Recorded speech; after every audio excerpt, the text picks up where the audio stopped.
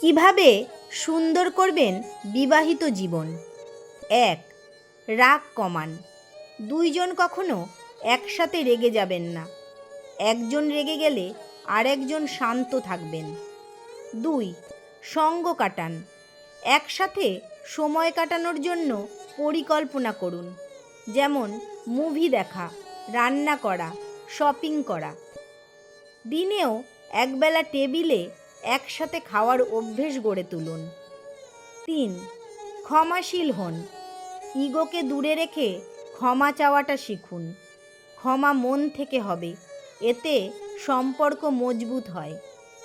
৪. অতীতের ভুল ভুলবেন। অতীতের ভুল নিয়ে বারবার আলোচনা করবেন না, খোঁটা দেবেন না। বর্তমান সুন্দর করলে ভবিষ্যৎও সুন্দর হবে। ৫. পরস্পরের সম্মান করুন। পার্টনারকে ছোট করে কথা বলা বা মানুষের সামনে মজা করেও আঘাত দেওয়া যাবে না, বরং বেশি বেশি প্রশংসা করুন। ৬. একটি টিম হন। আপনারা এক টিম। একে অপরের স্বপ্ন ও কাজকে সাপোর্ট করুন, সাহায্য করুন। তার সাফল্য আপনার সাফল্য। ৭. ঝগড়া স্বাভাবিক। রাগারাগি ও ঝগড়া হবে, এটাকে স্বাভাবিক ভাবুন।